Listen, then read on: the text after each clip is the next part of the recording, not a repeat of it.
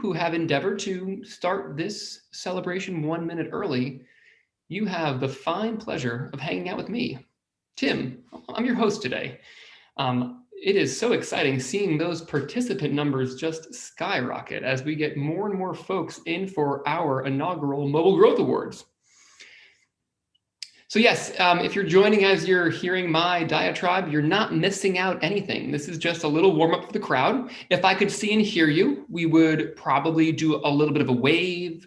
I might tell jokes. I saw Jimmy Fallon live once in LA, and they had a great warm up guy, and it lasted about an hour and a half. It was way too long, but they supposedly recorded a lot of applause, which I don't think they actually used during the show because it still just sounded like, somebody pushing the applause button. But anyway, enough of that. No recorded applause, no super hype, but a little bit of fun banter. It is Thursday. What is it? What Thursday is it? My gosh, the days just bleed into each other. January 28th. It's 12 o'clock. I'm out here in California. We had a bit of a rainstorm. It has mostly subsided. Out here in California, it's now just par for the course that if it rains, you may lose power. It's like, oh, it's a little sprinkle. Oh, might lose power. It's a thunderstorm, might also lose power. So, but we're looking pretty clear skies where I am. So hopefully we can make it through today's show. One other note, my dog, because of course I'm at home, my dog is in the basement. He should be quiet for today's event, providing a raccoon does not sneak up on the back door, because that's the one door he has access to from the basement. It should be a mostly uninterrupted celebration. This is my house. This is my house. I'm in the ballroom right now, and kind of weird, a ballroom and a basement. I didn't quite believe it when I saw the listing myself, but I'm like, that sounds like a good fit. We can go prim and proper, or we can kind of kick it casual, a little Netflix and chill in the basement. Things that I am dreading as my 2-year-old slowly gets older. What will it be 18 years from now? Probably not Netflix and chill, but something equally terrifying for us parents. I'm just imagining all of the light chuckles that are happening as you all sit quietly by yourself in your rooms, wherever we are spread across the world. But enough of my banter. Let's go ahead and kick off today's celebration.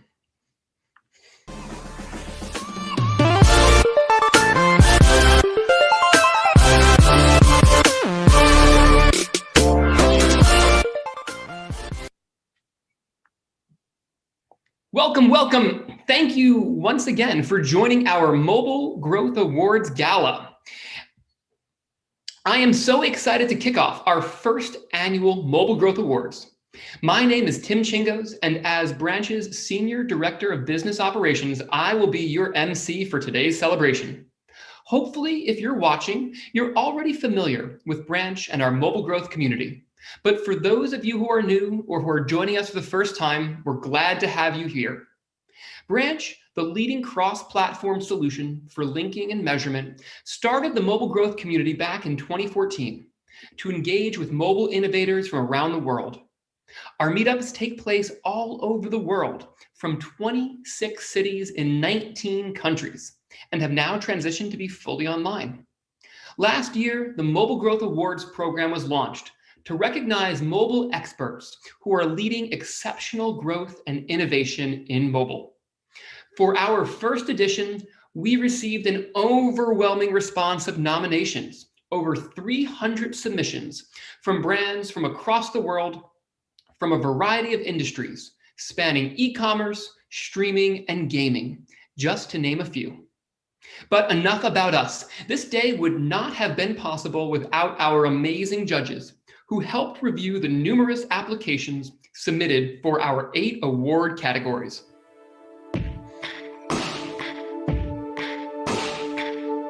Let's take a quick look and see who our judges are.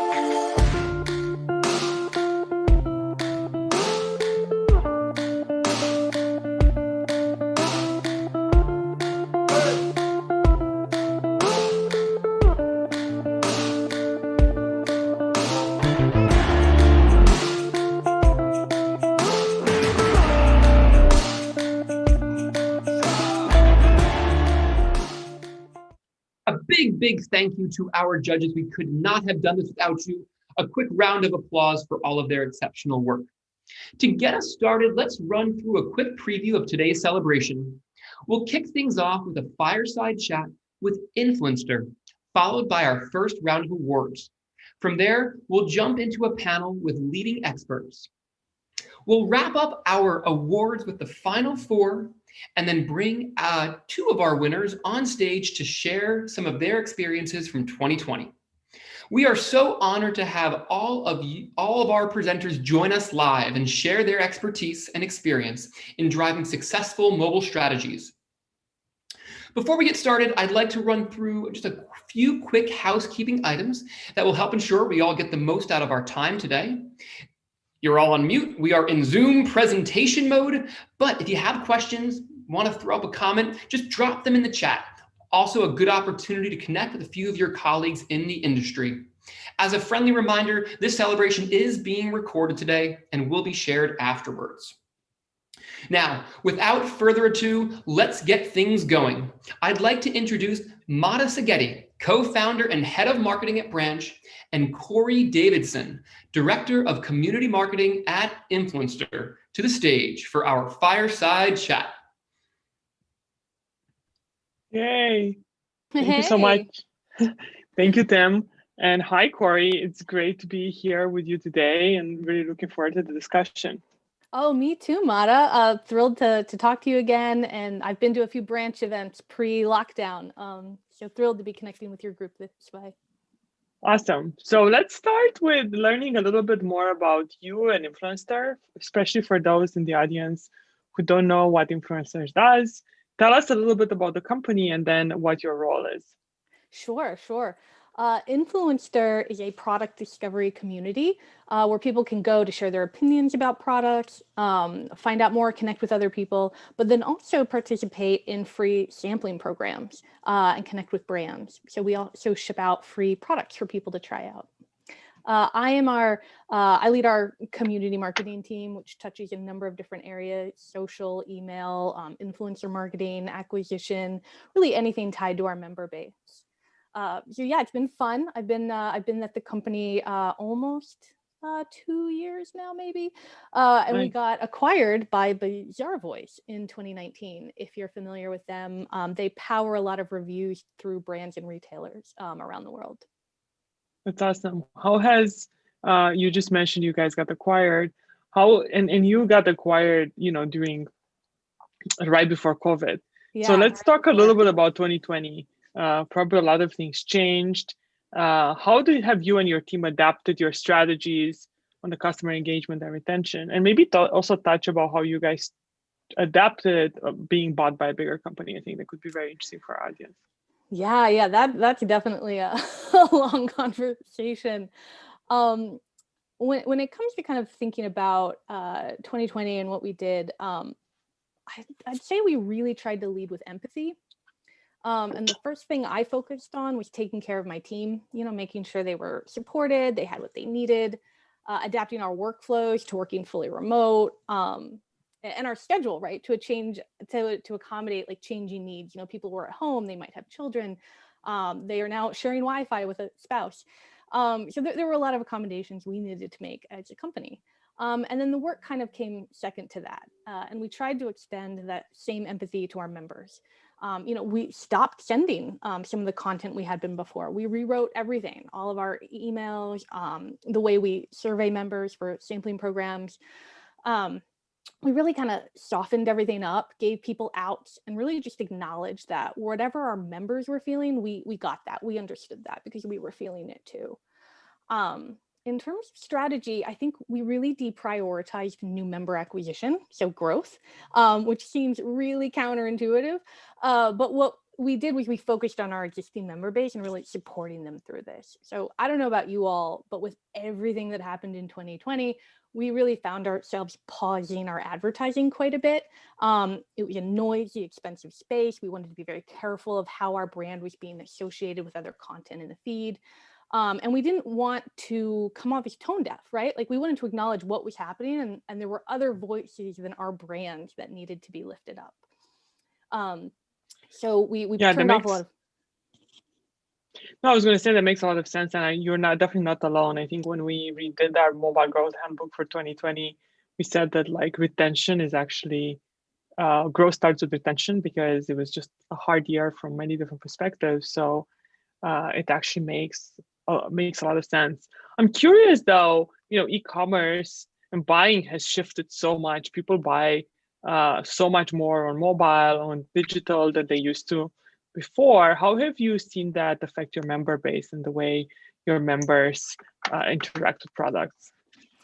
Oh my goodness, definitely. I've seen data saying that we've jumped ahead 5 years in terms of e-com. Yep. And Bazaarvoice powers so much of the e-com market, and we have seen just hockey stick growth in terms of consumption of UGC, user-generated content, like reviews and photos, because people are making their buying decisions online, and it's a very different environment. You can't pick up and touch a product like you would have in the past.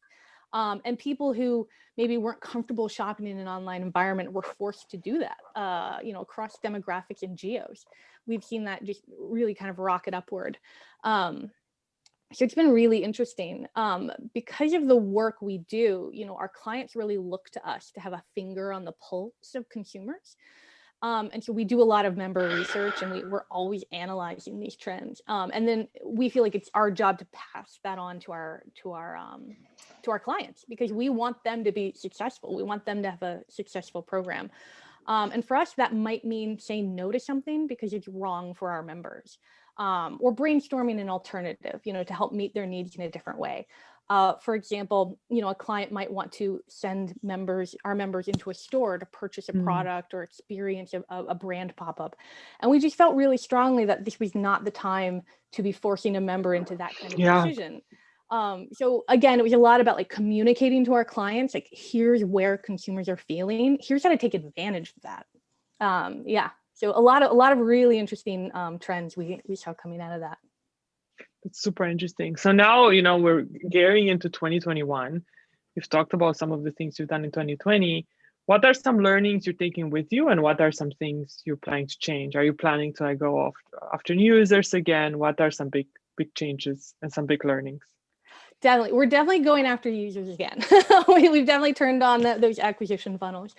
But I would say for me, it was really two things. And they're not new things either, but it was a good reiteration of these. Is that ask people for what they want and then deliver it authentically. And don't be afraid to experiment and try things and kill things. If they're not performing, like, that's okay. It's not a failure if you're learning from it. And I touched on this earlier, but for me, the most challenging part of 2020 was on the management side. I'd never led a team through a pandemic before, let alone an acquisition on top of a pandemic, on top of, riots in the streets, people moving, letting go of leases. Like, there was a lot going on. Yeah, what a year. Hell of a year.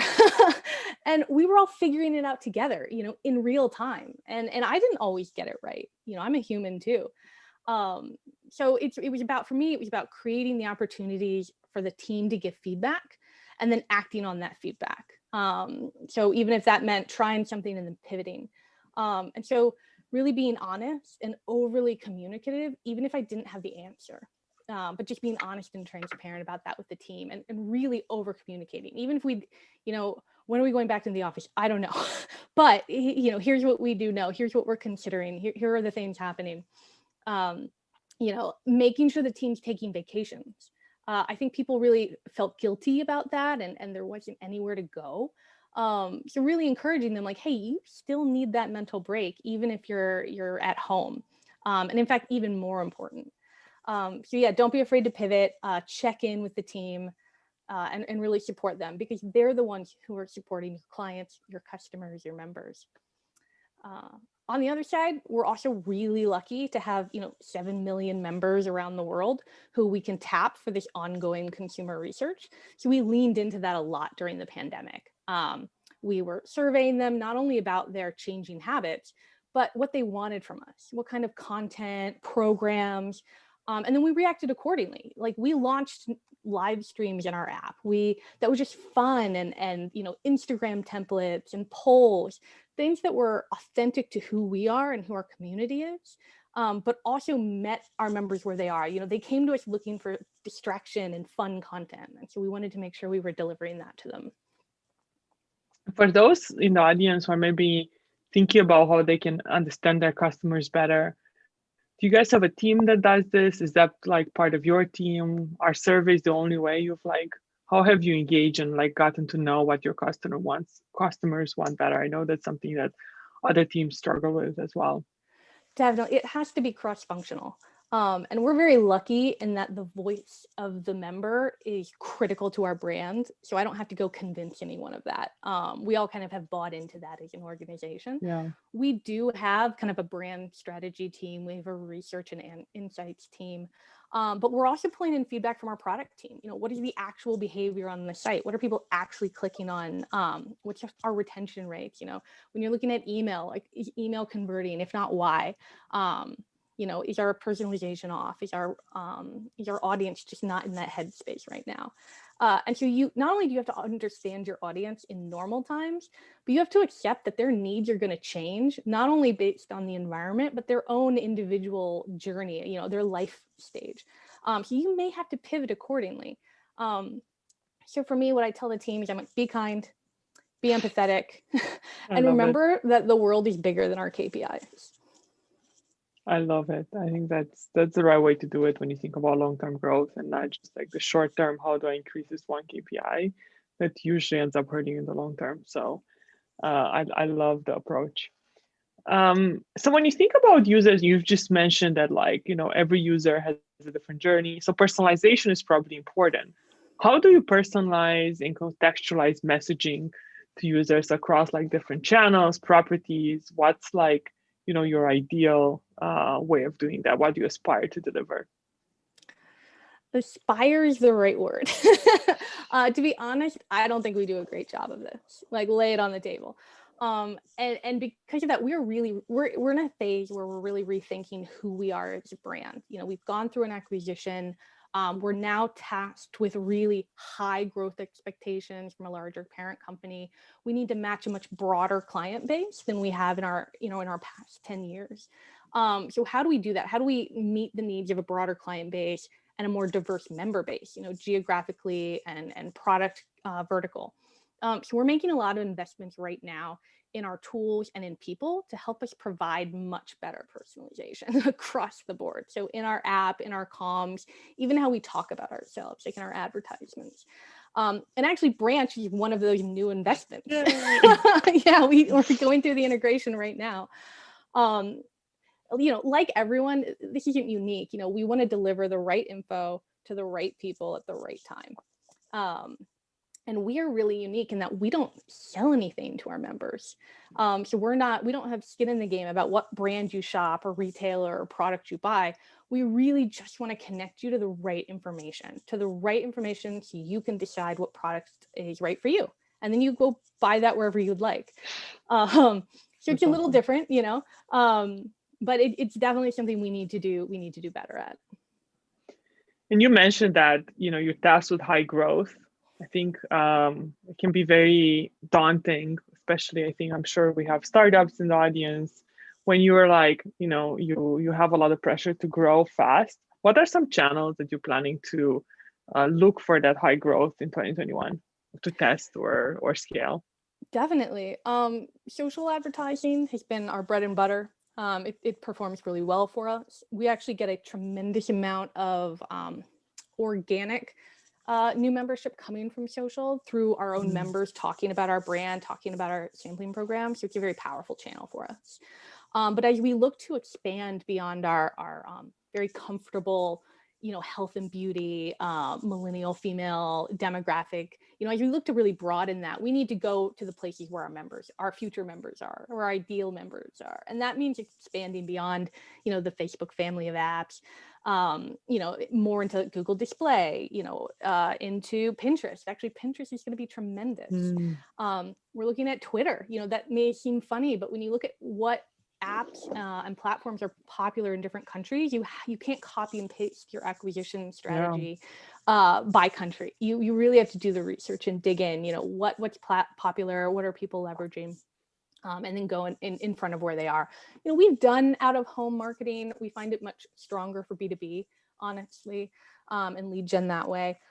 So for our members, we find that we go where they are, where they're spending time, and putting our brand in front of them in a place where they're already kind of open to the idea that we're presenting. So 2 follow-ups on that. Maybe we'll start the first one. You said that you get a lot of like organic, users sharing your brand. How do you incentivize them to do that? Do they just do it, or do you actually have incentives? And what kind of incentives have you seen work for that? Definitely. It's a bit of a blend. A lot of it is because of the nature of sampling programs. Sometimes we ask a member to post about that product on social, and with disclosure rules, they have to tag like what brand gave it to them for free, that we were involved. So we get a lot of that kind of tagging naturally as part of our business. But more importantly, our members love our brand and they love getting free products. And they're excited when you get that influencer box in the mail. I think I actually have a few up here. It's colorful, it's branded, it's exciting, it feels like a present. And so you're excited to share that. You want to show people like, I'm part of this, I'm being recognized for my insights, for my knowledge and for my willingness to share that. I love that. Then the other one was, I'm just kind of curious. I know people are talking more and more about TikTok marketing. I know they have very limited, I was like playing with their platform, looking at all the type of ads. They're obviously a lot more limited if you compare them to Instagram or Facebook, but is this something you guys are testing out? Have you seen it work well? Yeah, TikTok is an interesting one. It's a little too much of a black hole, I think, for us right now in terms of, is it worth the investment at this stage? We did look at it last year and then we tabled it to wait where the legislation would fall on whether or not they were going to ban it or not. Makes sense. So we very intentionally did table that. But when we go back and look at it, we're finding that some other channels perform a little better and are able to tie into our platform, like literally just the API technology. It's very early. The TikTok ad platform, even the type of ads you can do there are still very, very early. I was just kind of curious, but that makes a lot of sense. No, we're 100% looking to experiment with it this year. Great. And how about like web and app, right? There's this like discussion between getting users on your web platform. You probably see both. How do you think those two play together? Which one's better? Do you have strategies from taking them from the app to the web or from web to the app? Yeah. Another reason we're really excited about Branch to kind of help us make some of those journeys. There's actually a lot of internal debate about this at Influenster, especially right now, given what I've mentioned about kind of reevaluating who we are as a brand and how we become more and more accessible to our audience. And we're rethinking kind of our value proposition to our members. We know what it is for our clients. We're nailing that, but making sure that we're continuing to kind of offer that value to our members. So right now our web property, like both web and mobile web, are really more of a B2B front page for our clients. We see two audiences there. We see clients, and we see organic new users. So people coming in through search, looking for product information, best of, like top 10 eyeliners at a drugstore, that kind of content is like that organic funnel. And so we see those two. And you can complete a lot of basic actions on our site and our mobile web. But to use like our scanner feature, where you scan a barcode and you get all the product reviews and information, or to participate in any of our free sampling programs, you have to have the app. And that's really tied to the fact that a lot of the tech we rely on to support our sampling programs require the app. We're talking about like screenshots of receipts, social posts, things that we have to kind of tie to a program. So technically, it's just easier through our app. And the other thing is we see 3 times higher retention from people who have the app. So there's a lot of value in us in terms of like keeping that community vibe going and keeping you engaged, that we find is better through the app. That's actually like higher than average. I think the average is 2x people see twice. I think 3 times is actually quite impressive. Do you acquire users to the app directly, or do you like acquire them on the web and then convert them to the app? How do you think about that in general? Yeah, we do both. I would say app directly is a smaller percentage, but we are hoping to, as we expand our kind of acquisition channels this year, improving kind of our app store optimization, maybe playing with sponsored listings there is definitely on our roadmap. I think there's a lot, I think we're leaving a lot of people on the table, particularly in the Google App Store. Yeah, no, that makes a lot of sense. On the Apple side, obviously, it's harder to really track with the changes in iOS 14 and IDFA. Tracking app installs at the user level and not at the aggregate level will become a lot harder. So I think we are still seeing people moving more to like acquiring on the web and then converting to the app. But I think your strategy makes a ton of sense. Yeah, we're running into a lot of those Apple App Store issues as we try and fight our way through, particularly with Facebook SDK upgrades, and there's a lot happening right now in this space. And what are some trends that you predict for retail and beauty industry in North America for this year? As you know, maybe do you think as vaccines are coming in, people will go back to stores, or will e-commerce, win and prevail? What are your thoughts around the industry? Definitely. This is something, the kind of question that we are uniquely prepared to answer. We do research constantly. I love it. We provide a lot of webinars and white papers. So definitely check out what Bazaarvoice is offering on LinkedIn. If you want more of these kinds of webinars, we have our Global World Summit coming up that will focus on these kind of trends. And so last year I mentioned we were surveying our members quite a bit. And over a course of about 6 months, we ran 15 surveys to over 30,000 female identifying shoppers. Wow. And really picked up on a few big trends that we were starting to see pre-COVID, really are gaining steam, and we expect to carry through the next couple of years. And that's accountability and transparency. Consumers are really expecting brands to have a conscience and a perspective, ideally that agrees with them, so they want to see that. But they really want more than brand statements. They want brand actions. They want you to say what you will do specifically, and then do it, and then re-communicate what you did. So really, particularly in the beauty industry. So they really have these higher expectations of brands. And it's not stopping at like consumer messaging. They want to see your employees taken care of and supported as well. So we're definitely seeing that trend. And that actually ties into another one we're seeing around consumers themselves shifting what content and how they position themselves on social media.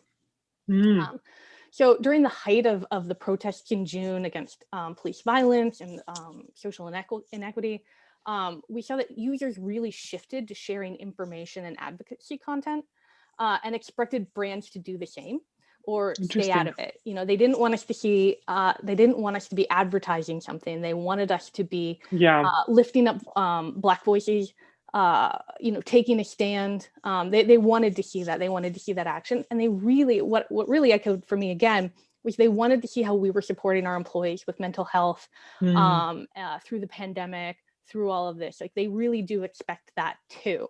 So I think that was really interesting. I hadn't seen that before.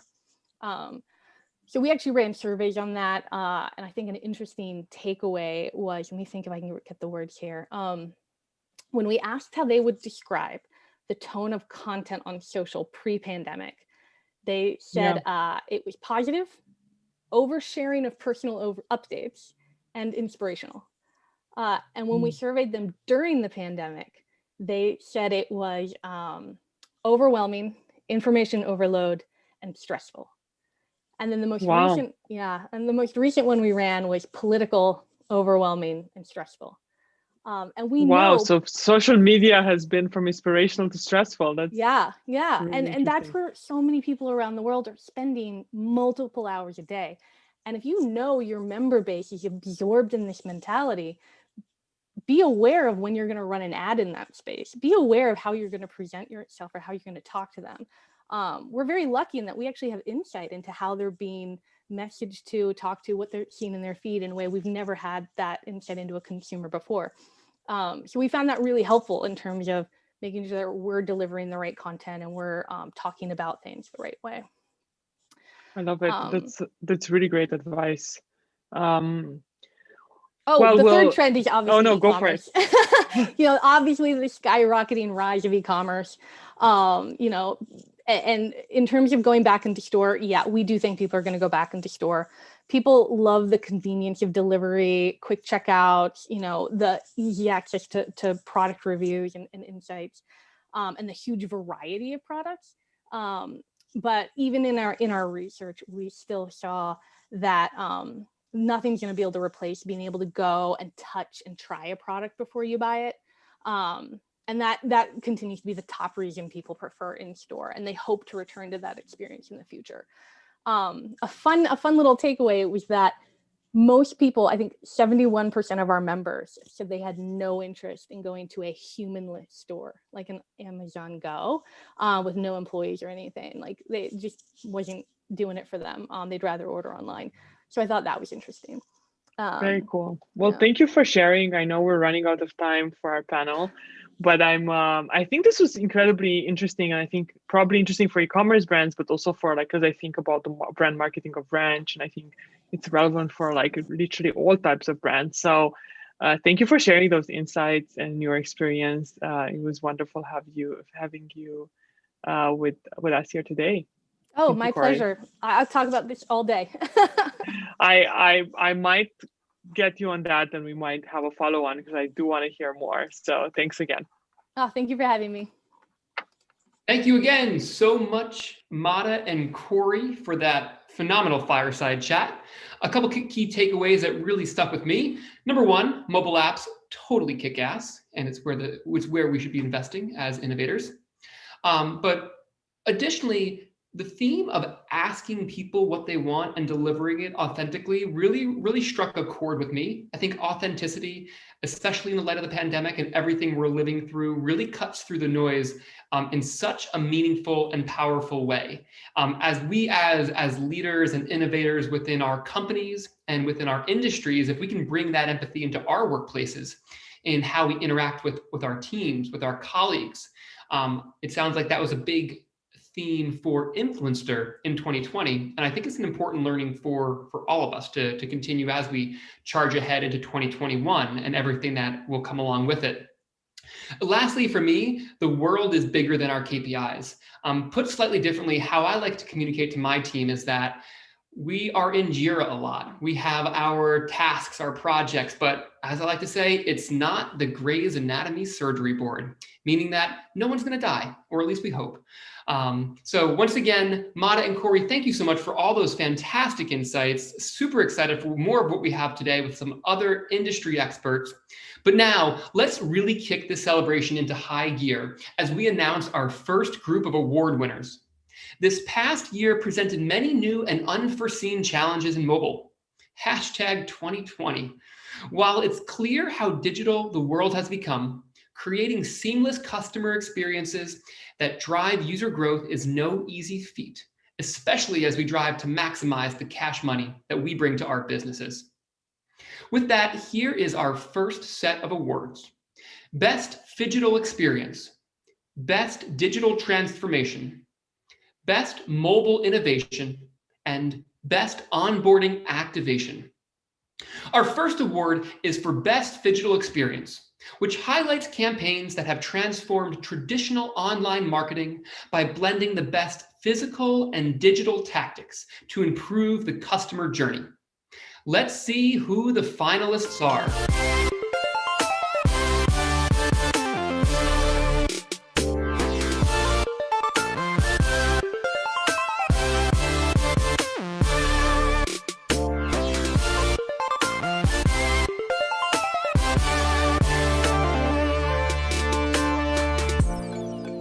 What an exceptional time for really bridging the gap between physical brick-and-mortar experience.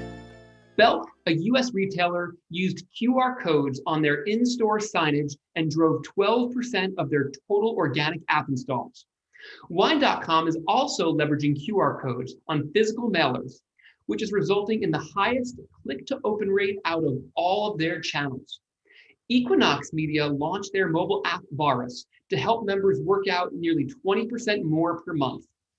Cadillac Fairview, one of the largest owners, operators, and developers of office and retail space in North America, leveraged in-property QR codes to drive installs of their newly launched app, Live by CF. Joe and the Juice uses QR codes on all of their physical real estate to convert foot traffic into one of their best organic channels for app acquisition. And lastly, Apple and their Proton campaign, a special collaboration in Malaysia, where customers can book test car rides during lockdown and communicate with the brand through Olive the chatbot. And the winner is...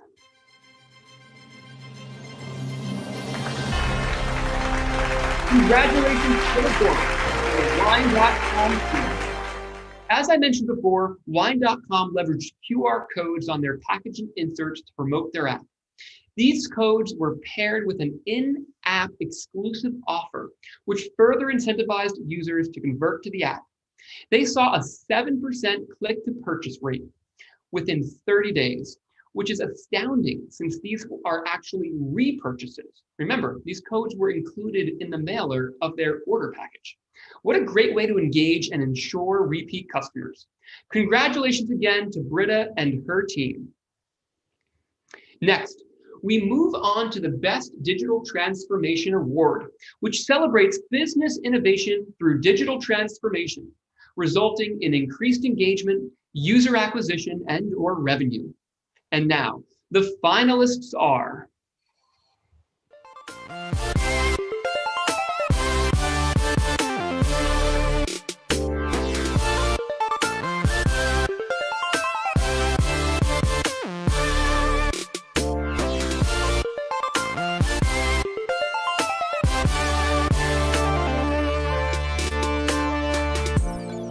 It's great to see how companies from a variety of industries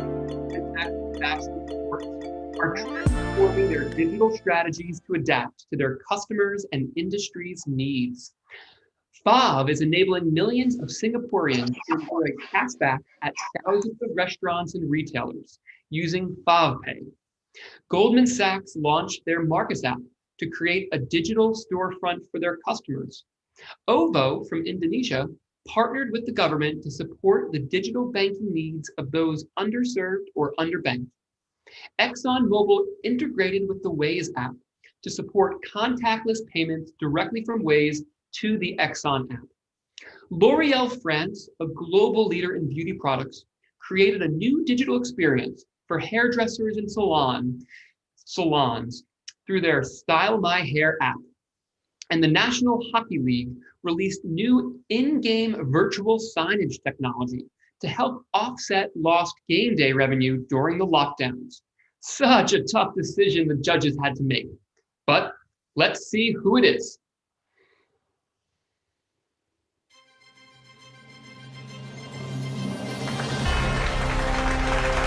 Congratulations.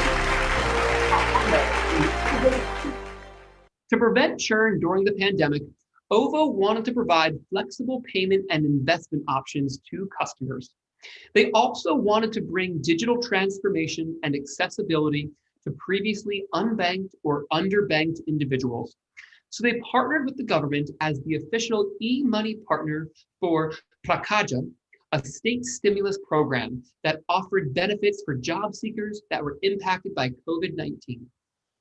OVO enabled beneficiaries to seamlessly activate an e-wallet, pay bills, and receive the stimulus benefits without any physical interaction. Congratulations again, Ershad, Ahmed, and the team. Our next category is the Best Mobile Innovation, recognizing creative thinking and outstanding innovation in mobile. Let's have a look at who the finalists are.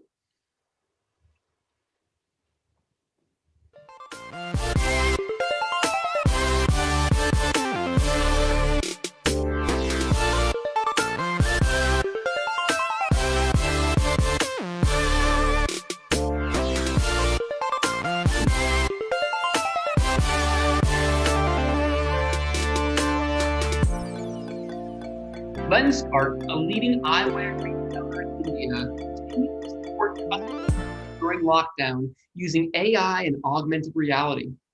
Orange Yolkso, the Romanian branch of Orange Telecommunications, created the first 100% digital mobile subscription via their app in Romania.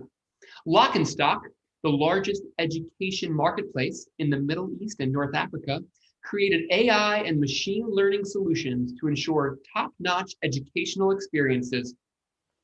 Reliance Jio provided customers with more choices, secure payment methods, and contactless transactions through their apps, MyJio and JioMeet. Tiger Brokers, a traditional online brokerage platform, incorporated Branch's cross-platform attribution to better understand the customer journey and bridge the gap between desktop and mobile. And lastly, Bobble AI, the world's first conversation media platform, partnered with ITC's Sunfeast Yippee, one of the most popular instant noodle brands in India, for their unique Where the Mood Is campaign.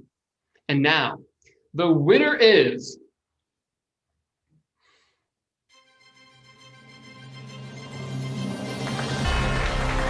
congratulations. During a pandemic, it's quite hard to provide an excellent eyewear shopping experience if you can't try on or properly fit your glasses. Lenskart developed a unique and high-tech implementation to create an easy user experience that A, utilizes selfie photos to automatically provide a recommendation list of frames that will fit the customer's dimensions, and B, utilizes phone cameras to integrate pop-up 3D glasses to give the user a close, real-life representation of trying frames on. Wow, what an incredibly cool experience all around. Congratulations again to Ratnesh and the Lenskart team. Our last award for this group is Best Onboarding Activation, given for a campaign that showcases success and creativity in driving acquisition and engaging new users. Let's see who the finalists are.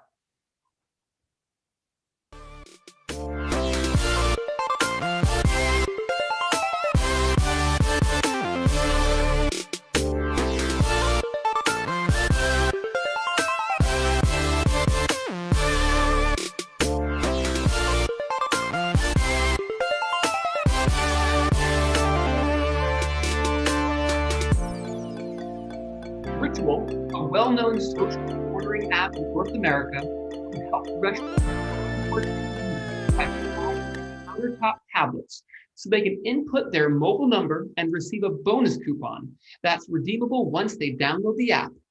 bNext, a leading Spanish neobank who leveraged deep links in all channels to ensure users are seamlessly routed to the appropriate section within their app. Hibbett City Gear, a leading athletic-inspired fashion retailer in North America, leveraged hot sneaker releases with in-app exclusive raffles to promote their app. Drizzly, your online liquor store, leveraged deep links to auto-log new app users in. CSC ServiceWorks launched a referrals program to incentivize the use of its services and digital payment app, CSC Pay. Shopify, who created frictionless end-to-end onboarding at every step for new shop app users. Wanalism, an English learning app, reduced the friction in sign-up and onboarding by making the process a game. And now, the winner is...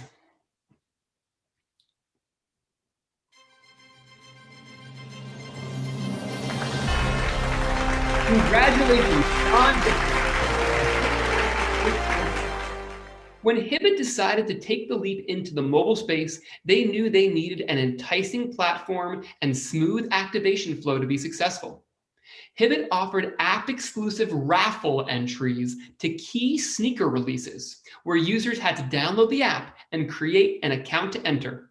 They provided calls to action at appropriate places in the user journey across web, social, SMS, push, and email to capture users' attention. Incredible ingenuity. Way to go, John and the Hibbett City Gear team.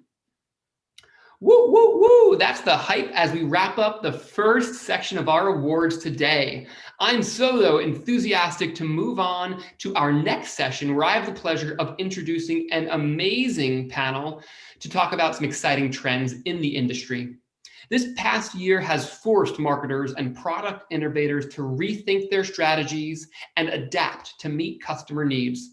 To discuss these trends seen in the market across North America, as well as their key initiatives for 2021, please join me in welcoming Anna Guillen, Senior Director of Marketing at TuneIn, Andrew Nguyen, Head of Product at Zappos, and our moderator, Amanda Grady, Director of Strategy at Branch.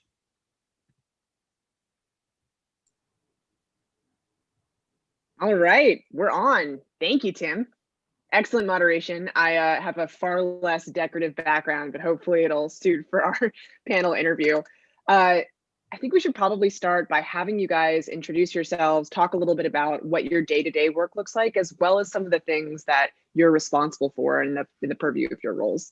Anna, do you want to kick us off? Sure. Hi, I'm Anna Guillen. I am the head of marketing at TuneIn. And if you're not familiar, TuneIn is the world's leading live audio streaming platform. So we deliver live sports, news, music, radio from around the globe to 75 million monthly active users. And we do this across mobile first and foremost, but also web and connected devices. So Amazon Alexa, Google Home, Apple HomePod, Tesla, and like 200 more devices you can access TuneIn on. And as the head of marketing, I look across all of marketing disciplines. So performance, partner, brand, life cycle, I'm probably missing something, press, design. So that's what I spend my time doing at TuneIn, really optimizing the funnel to grow our user base and ultimately grow revenue. Makes sense. One of the exciting things I like about this panel is we've got you on the marketing side, and then Andrew, we've got you who's really looking at product. Do you want to talk a little bit about what that looks like at Zappos? Sure, it's an honor to be on with you, Amanda and Anna. So thank you for having me. I lead product over at Zappos, particularly with a mobile focus. And with that, I work hand in hand with user experience practitioners, customer experience practitioners, user research, our awesome customer service team. We bleed customer service through and through. So big shout out to them. Of course, a wonderful data science team that fuels a lot of the personalization. So love the conversations that was happening a little bit earlier, and hopefully I can shine a little bit of a light on it, on how we approach it over at Zappos. But my day-to-day, it's so bridging product across a variety of different digital channels, working very closely with the folks mentioned, and also our marketing partners. The collaboration has never been tighter, especially now in the way that, we need to conduct business and do right by our customers. So my day-to-day really shifts based on, what the core focuses are, particularly how we had to pivot during the pandemic period, and what we plan on doing for the foreseeable future. So those tight collaborations, we've never been tighter. Silos have been broken down. That includes our merchandising teams as well. We're very close with our buyers, really close with our brands even more. I haven't engaged on direct conversations as much as I've had this year directly with folks that represent our amazing brand partners. So just very lucky to be in a seat where I get to have those conversations with just amazing, wonderful folks. That's awesome. I'm excited to dive into how some of those silos got broken down and what that looks like for both of you. Before we do that, let's shift the lens a little bit to this time last year when things were expected to be a little more normal than they turned out in 2020. I would love for you guys to take us through a campaign or an initiative that you were really excited about at this time last year, pre-COVID, that was either put on pause or changed because of it, and really what you learned coming out of that and how that either turned into something that you did pursue in 2020 or how it altered your focus. Anna, do you want to start with that? Sure, I can start.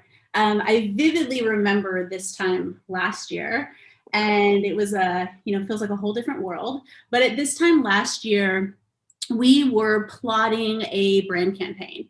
So we were going to launch a brand campaign, and we did launch the brand campaign about 2 months into COVID. We launched this brand campaign, which was really exciting for us. It was a big deal because building the brand of TuneIn has been really important. Launching 2 months into it, we were asked by our board of directors and our CEO to pause the brand campaign because COVID was, not the blip we maybe thought it was going to be when it first started, and we didn't really know what was happening.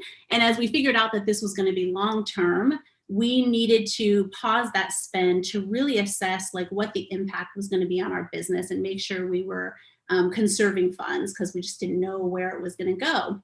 And so we paused the brand campaign. We still had our performance budget, fortunately.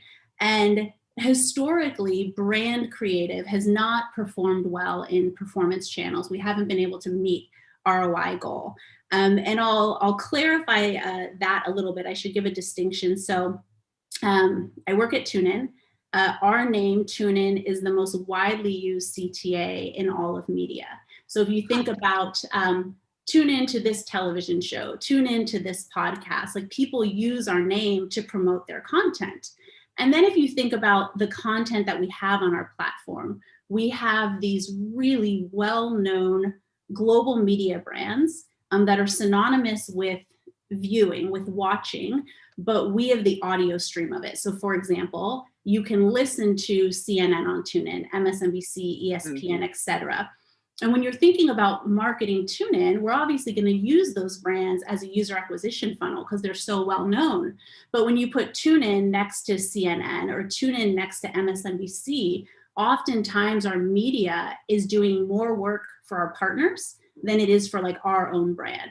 So when you're thinking about performance marketing channels, it's been hard to put TuneIn first and foremost because the brand awareness, the brand recognition is bigger for our partners. So that's why historically brand creative hasn't worked. Thinking back to like where I started, we paused the brand campaign, we had our performance budget. We decided to take the creative that we put so much time and energy into and take our performance test budget and start testing against this new brand creative. And so after a couple iterations, for the first time ever, brand creative was meeting ROI goals for TuneIn in our performance channels, which was really exciting. And not only was it just meeting it, this new creative was performing better than any of our existing creative and performance channels by 34%, which was a huge win for us. So thinking about learnings, first and foremost, we didn't have the right creative before. That was definitely a learning. Also, we learned that you can acquire users by putting our brand first. We just needed to get the right creative. And then the other thing that I think about as I was like, reflecting back on this is just a reminder of the power of really strong creative, really thoughtful creative, creative that you test and optimize before you're putting it into the marketplace. And then thinking forward to 21, well, how did this learning change how we're moving forward? We're completely rethinking the way we think about creative, the way we think about our creative pipeline for our performance channels. So that's been, I almost would call it like a COVID silver lining, because COVID made us test our assumptions. We had this assumption that we couldn't do this one thing because historically it didn't work. And COVID tested us, and we ended up with this just completely different perspective on performance and creative and branding through performance channels. That's so interesting because it's not exactly like COVID drove the shift, but it certainly was the catalyst that got you guys to make it. One question from me, when you were looking at the success of that type of creative, was there any kind of breakdown by the type of channel you were using and showing it to users where you saw a particular spike in efficacy? Yeah, so where we saw the strongest performance was in our Google Universal App campaigns. We hadn't had success with video historically in those campaigns, and video started performing really, really well for us, which was exciting. So that was like another bit of like an unlock, was getting video to perform for us, because typically text would drive most volume for us, and then like static assets and then video. Man, it sounds like it came with a lot of just assumption shattering, which is pretty exciting that you had the opportunity to see what that would look like. Yeah, our postmortem was deep on this project. I would love to see that. Andrew, let's flip it to you. What did this look like for you? Same thing, brand creative, or was it a little different? Sure. Yeah. And first off, and Anna, thank you so much for that story. That amazing. Over at Zappos, some things that we had in store that we were really pumped up about it is user-generated content on our mobile apps in particular, and it's starting mobile first, but with the full intention of just going all in on user-generated content and how it fits into e-commerce, into fashion.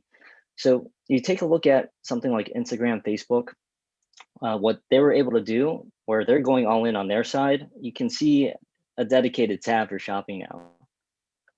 Right, so there's a hypothesis that we have. It's similar in nature, that people want to be inspired. It's not just, oh, I know exactly what I want at Zappos, but I want Zappos to give me a better sense of what could be.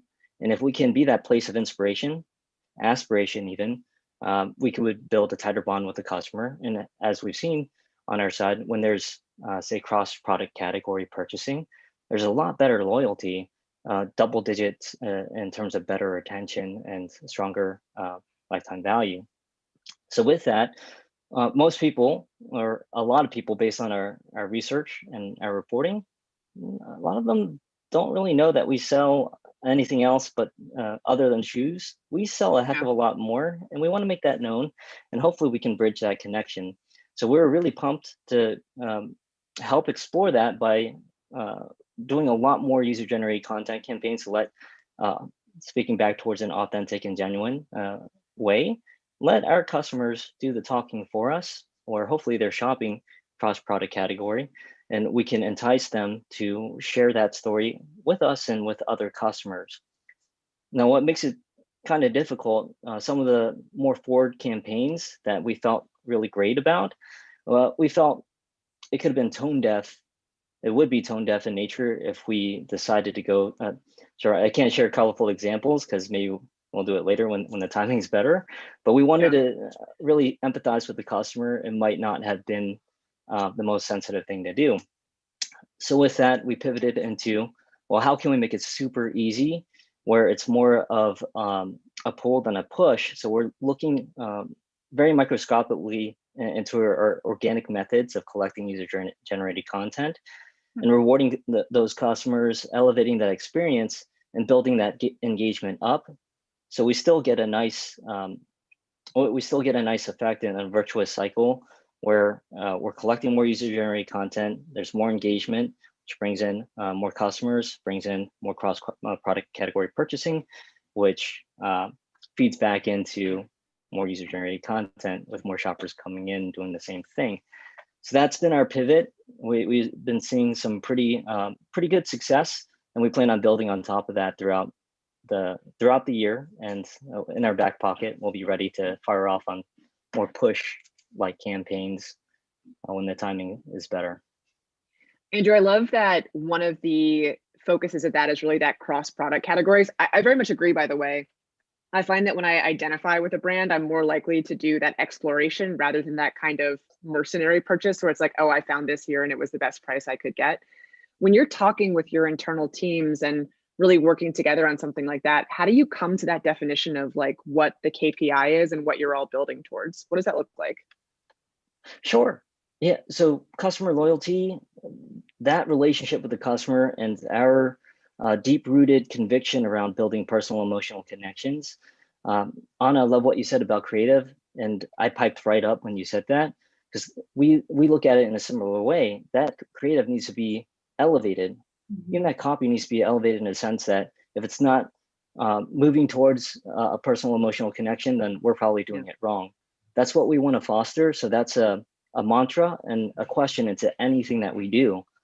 Does this actually help elevate the personal emotional connection? Does this bridge us into a better relationship with the customer?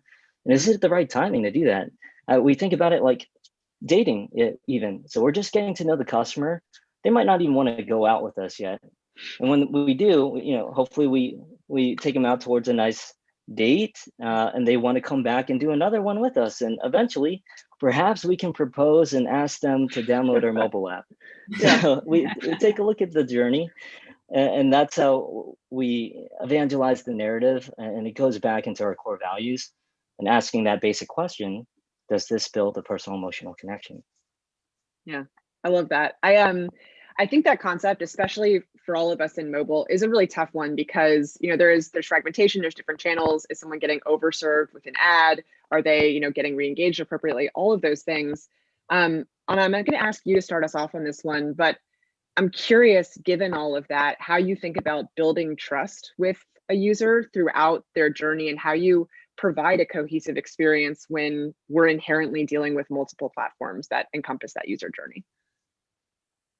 Yeah, so thinking about building trust with the user, to me, trust is built by consistency over time.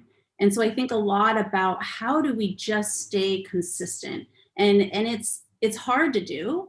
Also, when you think about delivering that consistent user experience, everyone within the organization is responsible for that. So you all sort of have to like show up for that consistent user experience or user journey. So whether it's, you know, marketing at the top of the funnel, running the ads to acquire the users, or the web team making sure that the page load speed is up to par, or the streaming team making sure that when the user gets to the point to like press play, that when they press play, audio actually comes out of their speakers. So all of that has to happen to build trust and have that that consistent experience. And so then when you're thinking about, well, how does marketing, which is my domain, play into that? Like I had mentioned earlier, we work across the entire funnel. So that ad, top of the funnel, all the way down to the bottom of the funnel, that re-engagement email or whatever it happens to be that we're deploying. And myself and my team work really hard to ensure that across that journey, we're consistent in brand voice, we're consistent in quality of creative, we're consistent in delivering the right message to the right user at the right like point of their life cycle.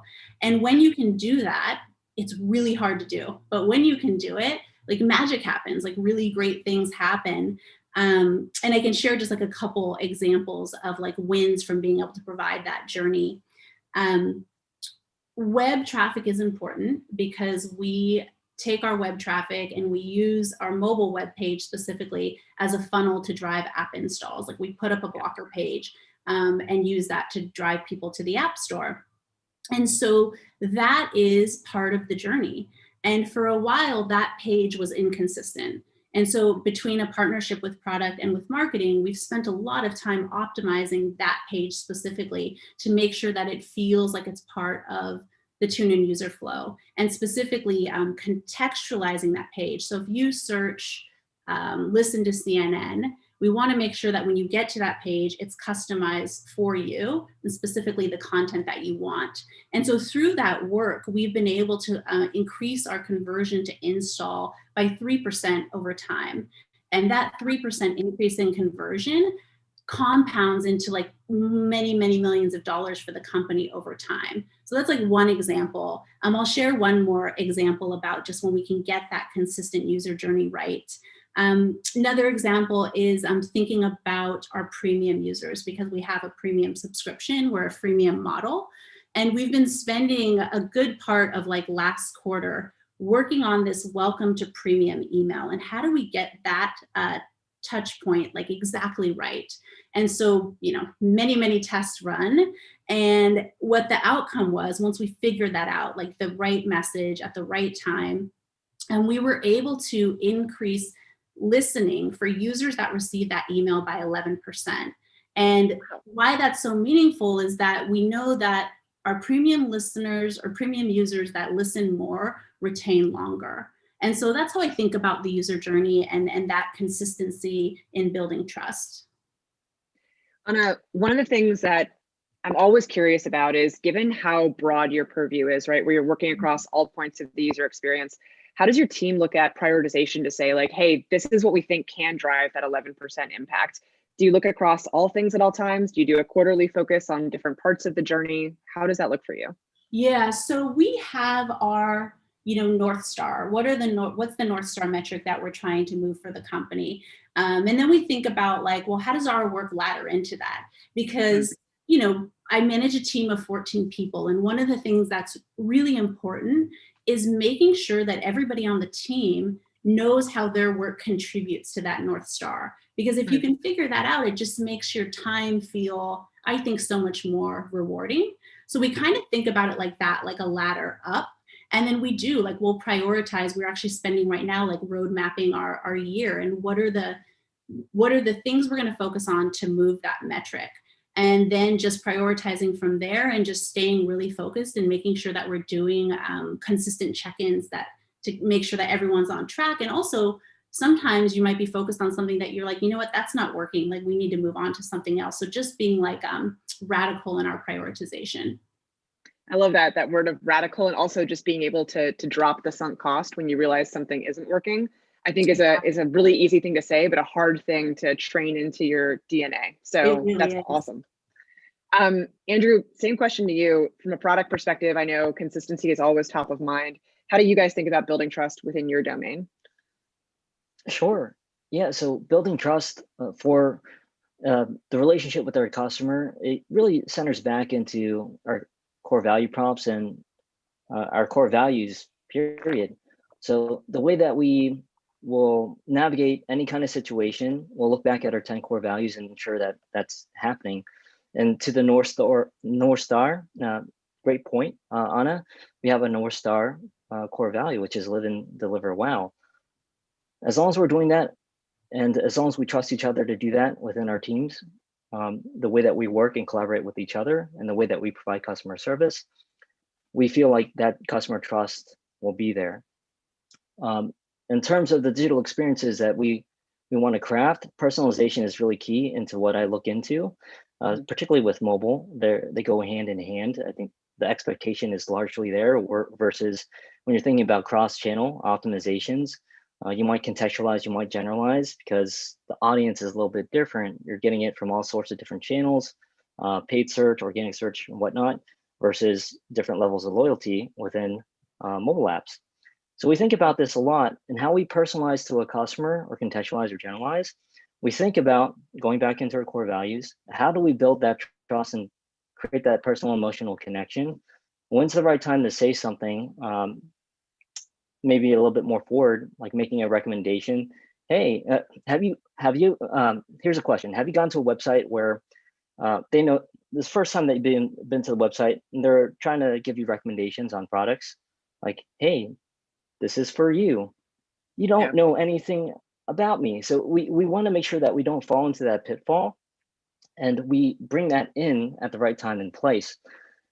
In a couple ways that we go about it, there's something that's super important in the space around balancing out the implicit side and the explicit side, especially with privacy concerns, more than ever with customer trust. Having a method in such a way where the personalization method can be personalized even by the customer. How much personalization do they want? What does it actually mean to a customer? And Alex Genove, our head of user experience research, he's done a fantastic job deep diving into this. And I totally recommend others to do the same thing. Talk to your customers on what personalization actually means, what they actually want to see. If you can get to that one-to-one level, fantastic. That is the holy grail, but that's going to be hard. So you have to have a framework that allows you to build that customer trust. We do it through personalization, one of our methods, and customer service, of course. And we have to figure out, how do we balance the implicit side? What do we know about the customer, what they're doing, what did they opt in to provide us? And how do we serve that back in a tasteful manner that's not creepy? Then on the explicit side, well, that's how you fight the creepy side. It's like, well, by the way, you let us know. We asked politely, we asked gently, and that was really nice of you to let us know what your preferences are, and we're going to find the experience for you. So balancing that out, that's what helps us personalize well.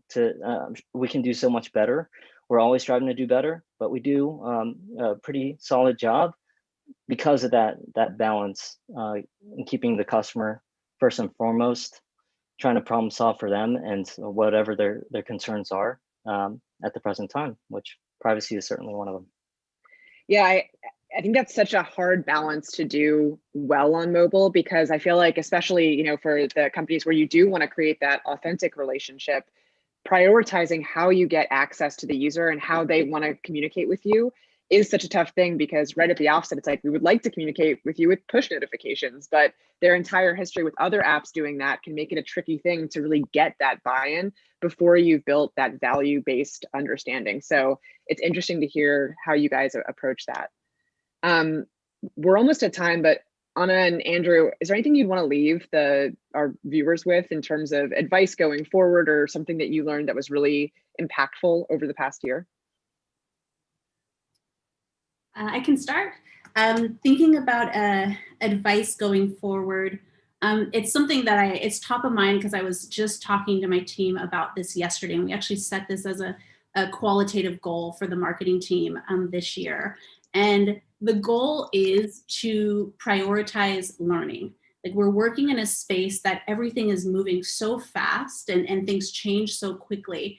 We want to prioritize learning, and not learning, you know, the byproduct of doing your job every day, the sort of like learnings you get, but really actively going outside of our roles and seeking knowledge, whether it makes us be like better domain experts, or acquiring new skills and then bringing that back to the organization to add value.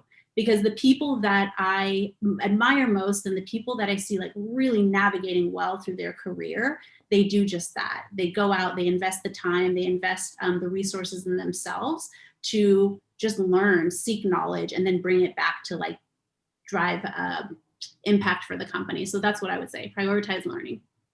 I love that. Our VP of product and marketing are encouraging our entire company to go get our certifications in all of the ad networks. And I think it relates directly to that. Yeah. Yeah, exactly. Andrew, how about you? Absolutely love that love that as well. I live by it, Anna. Fantastic. Awesome. So I want to quote our late and great CEO, Tony. This is something that I'd love to impart with the audience. And it goes back into a conversation that you guys had earlier on, I believe with Corey. Just because you can't measure the ROI of something doesn't mean you shouldn't do it. What's the ROI of hugging your mom? So now more than ever, especially in this environment and going back into personal emotional connections, sometimes, especially if it's faster, if it's long-term thinking, where you can just go off, avoid the experiment, you don't have to make it quantified. We just know philosophically that it is going to elevate that customer experience and create a personal emotional connection. We can relax a little bit on the quantitative measures, on the quantitative thesis, and just look at the qualitative perspective. Is that going to live and deliver well for our customers in such a way that it builds a personal emotional connection? So we look at that. It's something that I'm never going to forget. That's a lifelong lesson, and I try to elevate myself every day to be better about it. And just had a great conversation earlier today with our current CEO, who mentioned in his own words along the same lines. So it's great if you're able to do it. It's hard. It's not easy, not even for us, even with that mantra.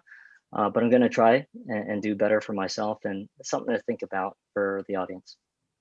I really appreciate you guys getting very granular on this stuff and talking us through it. I think that leaders like you guys are the ways we keep this stuff moving forward. So thank you so much for your time and taking us through all of it. It was really great talking with you today. Thank you so much. Yeah. With that, Tim, I will pass it back to the Tuxedo Master for you to talk through some more awards. Woot woot, all aboard. That was phenomenal. A big thank you to Amanda, Anna, and Andrew for all of those insights. Again, I love getting to MC the event, but also just take some of these learnings for myself. And the two that really kind of stood out for me is just the power of strong and thoughtful creative. I feel like too often is overlooked. And Andrew's comments on organically collecting user-generated content and rewarding that behavior, creating virtuous cycles. These are the activities that create the network effects for our brands that really take them to the next level. The other thing I got thinking a bit about was my wife's recent date with Zappos. Not only did she have a great time, she also came home with a beautiful pair of Hunter rain boots, which is fantastic for our weather out here in California. But on a serious note, once again, a huge thank you to Anna and Andrew for sharing those insights and making us all a bit smarter today. But now we're going to be charging forward for the latter half of our awards. It's with pleasure that I'd like to present our last group of award categories.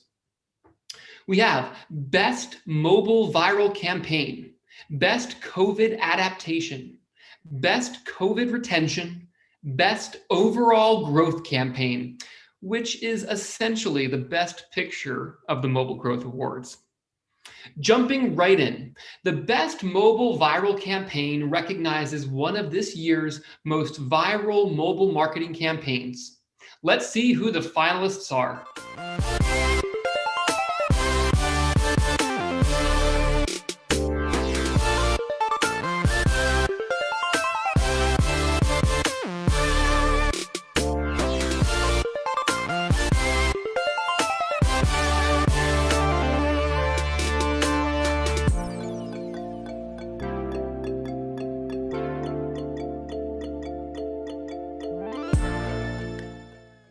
A killer group of finalists to kick us off. Amidst the lockdown blues, Wink Music launched Wink Stage to allow music lovers in India to interact with their favorite singers and attend live gigs from the comfort of their homes. OneFootball, a Berlin-based football media company, seamlessly enabled their users to share the wealth of their in-app content with friends. Hinge, the dating app designed to be deleted, teamed up with Uber Eats and Chipotle for a special cuffing season menu and a chance to win dating advice from comedian Rebel Wilson. Bozzy Games launched their #EndBoss campaign that introduced thousands of new players to the game and set the record as India's single biggest poker tournament. LimeRoad, India's most loved fashion brand, enabled their users to share selected product links with friends to reduce the price of the products. And lastly, Stadium Goods, who launched their special The Last Dance campaign that offered a shoppable collection of every Air Jordan seen in the documentary. And the winner is...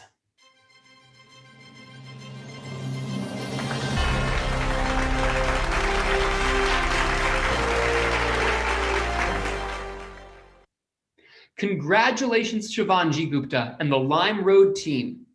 LimeRoad wanted to drive virality through social sharing with friends. As part of their campaign, users can share selected product links with friends to reduce the price of the products. The value proposition is straightforward. Invite more friends to cut the price and get bigger discounts on your favorite products. Congratulations to the LimeRoad team. Next up, Best COVID Adaptation, showcasing a campaign which adapted to the changing consumer needs during COVID. Let's see who the finalists are.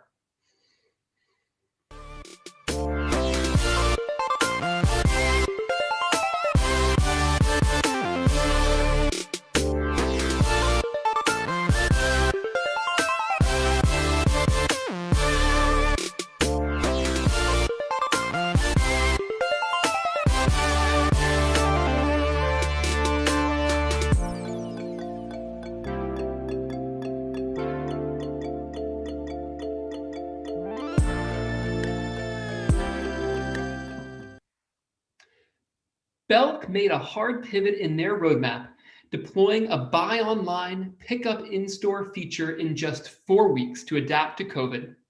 Joann, an American retailer of crafts and fabrics, pivoted quickly in March with free at-home mask-making kits for people to create or donate to their communities. Today Tix, inspiring creatives and theater goers with their Tomorrow Tix initiative, where users could donate Broadway tickets so frontline workers could attend a show for free after the pandemic. Sanvelo Health, who, within days of the World Health Organization declaring COVID-19 a global pandemic, offered free premium access to their app for 5 months.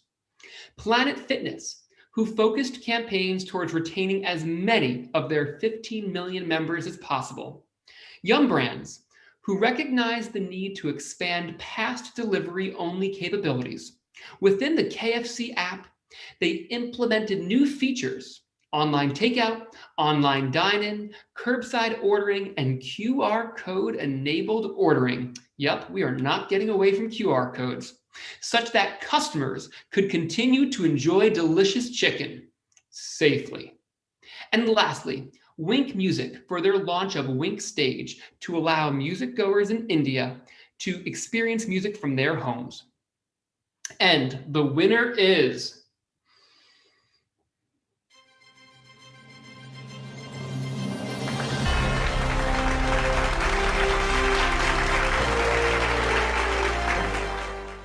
Congratulations, Marissa Johnson and the Sanvelo Health Team. Within days of the World Health Organization declaring COVID-19 a global pandemic, Sanvelo leadership approved offering free premium access to the Sanvelo digital mental health care platform, providing clinically proven therapies for dealing with stress and anxiety.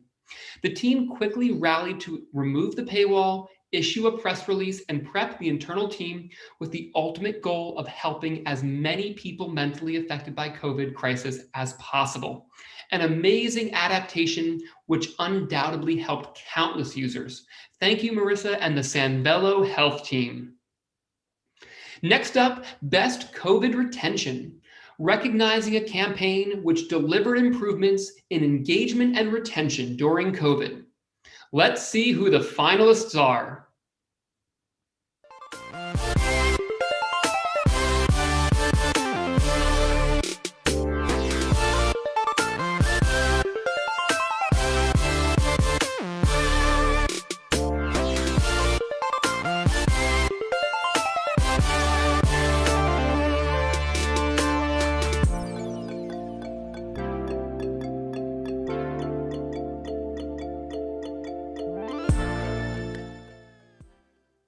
Myntra, one of India's leading fashion e-commerce companies, launched its content-led social commerce platform, Myntra Studio, to keep users engaged in the absence of physical commerce.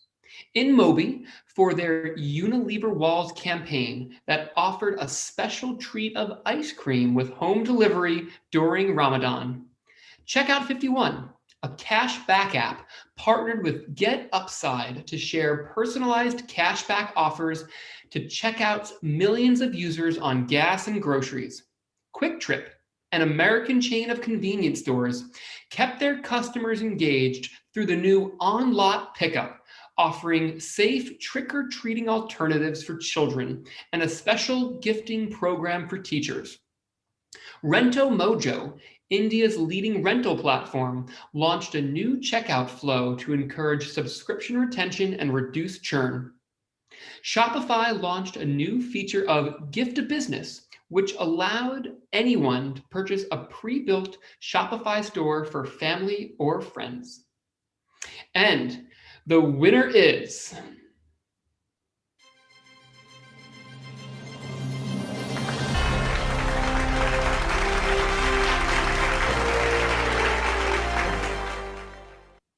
Congratulations, Achint Setia and the Myntra Studio team.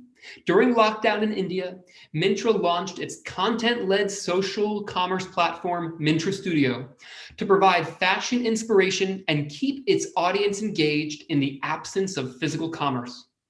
Myntra launched the platform with over 1,000 influencers who created shoppable, inspiration-led content at scale in order to drive engagement and boost sales. Congratulations, Anchit and team. And now, the moment and the award we've truly been waiting for. Our last award is for Best Overall Growth Campaign. This award recognizes campaigns that created new and innovative channels or strategies to meaningfully increase mobile growth over the past year.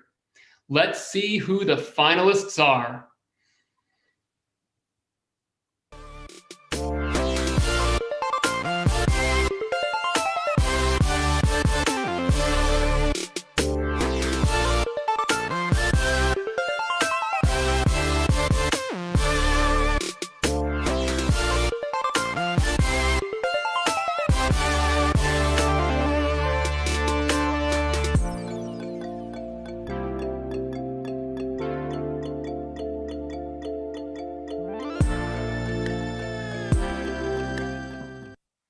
Likely one of the hardest decisions our judges had to make. At the top of this lineup, Brainly, an education technology company based in Poland, hit #1 overall app in India, Indonesia, and Brazil through their experimental growth strategies. Licious, a meat and seafood company in India, used a full funnel approach through various media and channels to achieve 3x growth over the last 6 months. Pratilipi, an Indian user-generated content storytelling platform, last year onboarded 12 million plus users and retained more than 12%.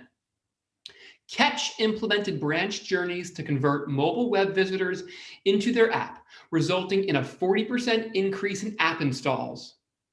BWS achieved major growth through BWS Cooler, a gamified in-app scratch and win game that allowed customers to scratch the ice away on their virtual in-app cooler to reveal prizes and other offers. The Woolworth Group launched their Everyday Rewards app and quickly secured the #1 spot in both Google and Apple app stores. And lastly, Trell observed phenomenal growth and has become the go-to platform in India for the discovery of meaningful lifestyle content. And the winner is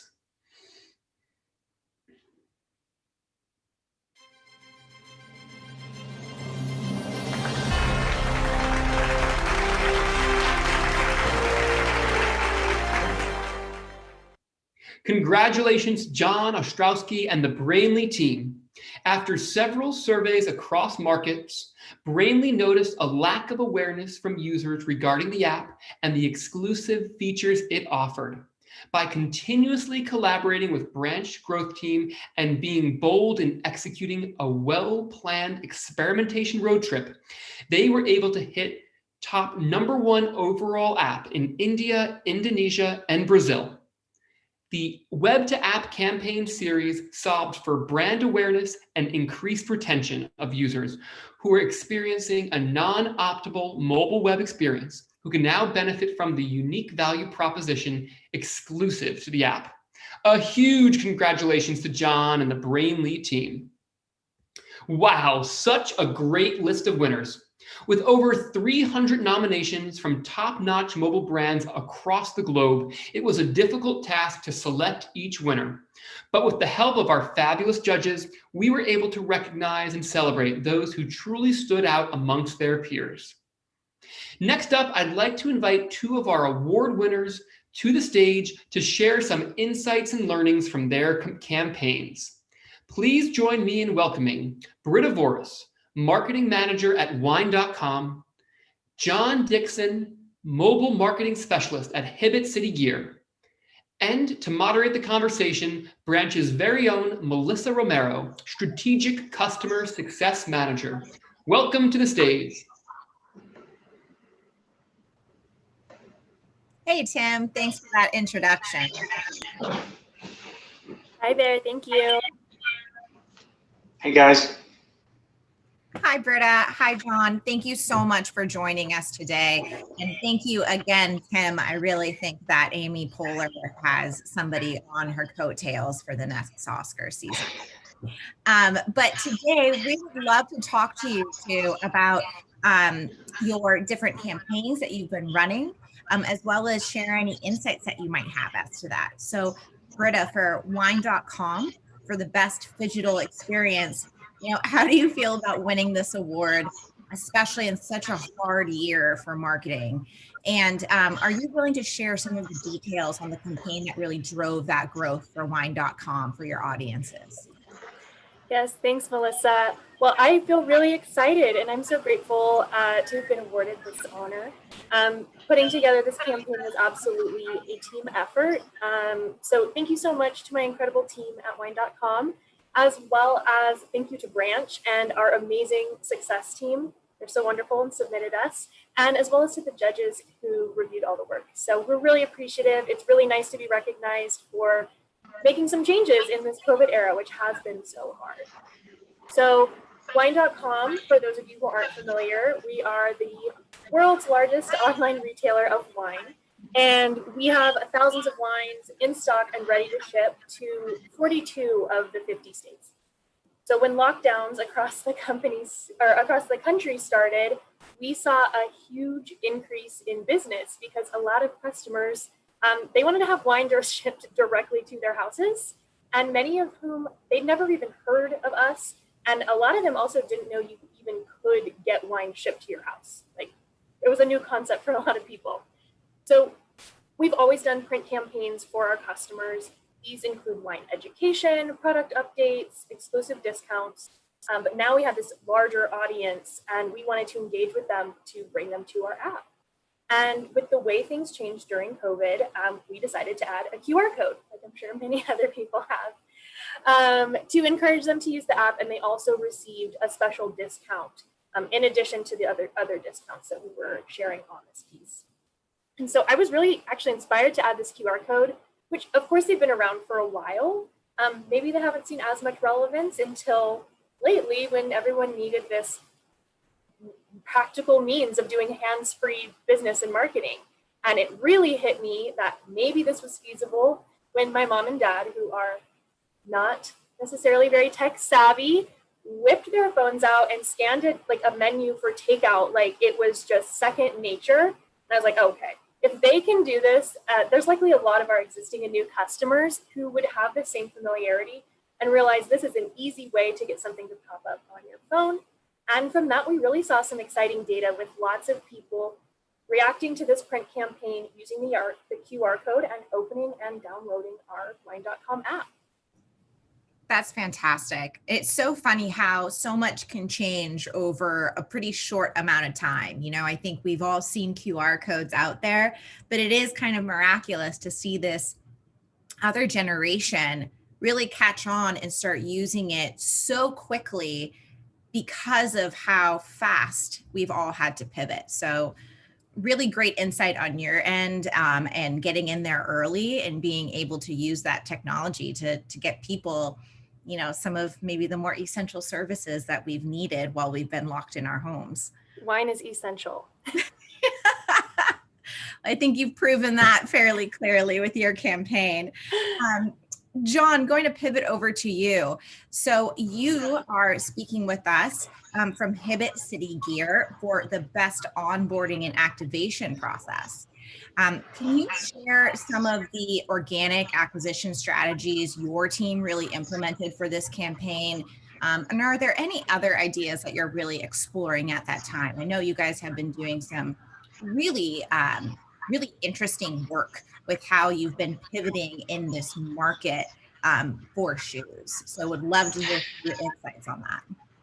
Yeah, first off, I want to echo that wine is an essential part of success, especially during these trying times. So yeah, this award really also is kind of, as Bretta was saying, is very much a team effort. I want to kind of take a step back a little bit because a lot of people are unfamiliar with the sneakerverse. So if you are in that category, kind of think of like movies, how movies have release dates or albums have release dates. The same kind of exists for shoes. So, you know, different brands will have different shoes that launch on different days, and some will be really big, just like a big movie, and some will be like a little bit more, you know, niche indie movie kind of thing. So one of the ways that the sneaker industry has kind of adapted to deal with the demand for these really the big launches and releases is raffles. And so that kind of just like levels the playing field for everybody, especially for our customers, because a lot of our customers are in more rural areas. And so raffles kind of allow everyone to have an entry, an equal opportunity to enter and have the chance to buy these shoes that they release. And so for us, when we were developing our strategy for our online raffles, we really wanted a way to centralize it. And we found out that we decided that the app was the best way to do that. And so once that business decision was made, we were kind of tasked with figuring out, hey, where do we go from here? How do we promote the app? And so it was just kind of honestly just anything and everything. We did SMS, we did email, social, all that fun stuff.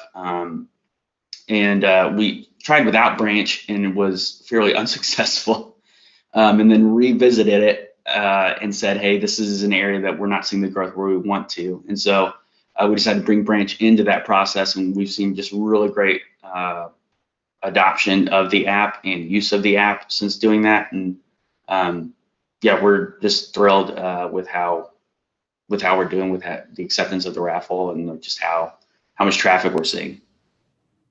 That's really cool. So, I mean, just some insight, because it is so interesting, you know, the very niche area in which your brand is in, and also, you know, these alternatives to some e-commerce buying that we've seen.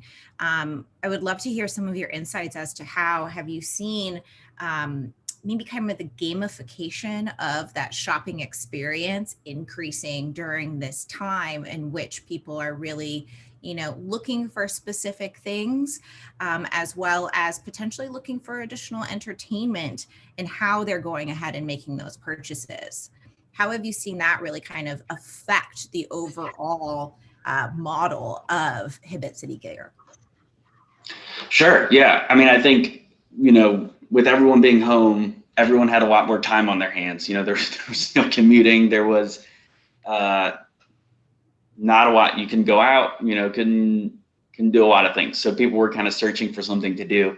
And so I think, sure, I think a lot of interest, you know, people are looking for new hobbies, and sneakers are really cool. They're a great fashion piece. And so I think people, as they're looking for different things, a lot of people stumbled on this and were like, hey, how do I get a part of this? And the great thing about raffles is, again, it kind of just opens up the market to like everywhere, as opposed to like, you know, as opposed to like having to be in a big city like New York or LA or something like this.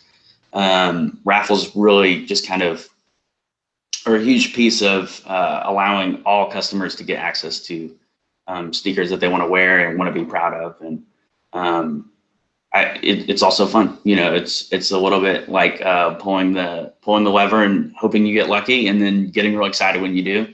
But unfortunately, we don't get any benefits of working at the company. So I know whenever I enter raffles, I get really excited when I win. But there are a lot that I don't win, so that's okay too. But yeah, the peaked interest is very interesting, and a lot of it has to go along with the Jordan documentary that came out this summer. There was a lot of interest just around him, and so I think that helped drive a lot of interest in the sneaker world as well. That's interesting. I had a lot of Last Dances with interacting with how your brand would have a potential impact. And I guess kind of a question for both of you would be in how you were originally starting this campaign. You know, I'm sure there was a lot of different ideas that were brought to the table for both of you into how to optimize a raffle campaign for acquisition via organic channels, as well as, you know, being able to utilize this technology in an offline experience. I'm sure that was a bit of a risk. So I would love to know kind of what the beginning process was of how you really started that project for each of your companies as a main advocate to get this off the ground. I'll go. So as the advocate for this project, as I mentioned, we've been running these campaigns for a while. We run print campaigns quarterly. We always have print collateral in our packaging. So we maybe have gotten guilty of sticking to a little bit of a formula and really, you know, knowing what works, but at the same time, it's that sometimes it's just easier to do it that way. So seeing how things have changed so much in so many areas and thinking, here's just this little space that we've already been marketing our app. We will, you know, we'll test calls to action. We'll say, oh, get a special discount when you download the app, all which were true, but it was really hard to find substantial data. It's like, let's do something that we have absolute control over. Let's find this little small space that we can make a difference. Let's use a vendor that we actually wouldn't usually think, like a partner such as Branch, for print. That's not really, doesn't come to mind for me. That's more on our like app activation on our mobile site. Just these little tweaks. And I I did have to get buy-in because we had been not doing it that way. But I think like finding those little small spaces where there's really nothing that's like to lose, that was my sort of intention, and just pivoting from the fact that like I'm seeing people use these, and it's just a small little change. And I think it was really grateful that I had a team that was supportive of like just wanting to try something new too. That's great. That's really great feedback. I can imagine that, was maybe some of the obstacles that you had to run across was that traditionally print, it's a good point. It doesn't really get that attribution, as opposed to with the deferred deep linking, being able to track that. I can imagine that might have been a big kind of game changer into how your company is seeing the potential for print advertising moving forward. Would you be willing to share with us maybe some of those additional insights and, obstacles that you previously would have had that maybe this has now cleared the way for with you moving forward with this campaign? Certainly, because as you're mentioning, it really is an obstacle to find that direct return or really measure any other sort of engagement with these print pieces, except for a promotion code redemption or a visit maybe to like a short link. Those are really the only ways we're able to see, because it's really rare that you're going to have this card in front of you and you're going to go put it next to your desktop computer or even with your phone. You're going to look at it, you're going to be like, oh great, wine.com, I'll find this code later. This was a way that we could say, you are taking this print piece and you're putting your phone on it. And we had so much more like data than we could have imagined about the activities, because we're able then through Branch and the dashboard there, it made it so much easier to see if people were even interested in engaging with us on our app from this. We give nice discounts on these print pieces. They're handy in their own way, but then this just further showed that there are people who really want to engage with us, and Branch helped clear those barriers of insight, because on the dashboard, we could see opens, people who'd already downloaded, but they might be feeling more comfortable using this QR code now. And then we see all these new customers that are coming through. So in that way, we feel more emboldened to use QR codes and other similar methods within our print campaigns, within our packaging, within any sort of other mailers. We have used them at in-person events before, which this was the before times. And we would have to spend a lot of time explaining to people at wine tastings, which dangerous explaining things to people at wine tastings. Here's how you use a QR code if people weren't familiar. And generally, it may be a little bit older. To be honest, even younger people really not familiar with this. And it wasn't really, we weren't seeing that same return. So it's a matter of circumstance and the way things have changed in the world, as well as now it's opened our eyes to seeing how you can use technology and integrate it with a physical piece to really make this seamless experience for your customers. It's really been eye-opening for us.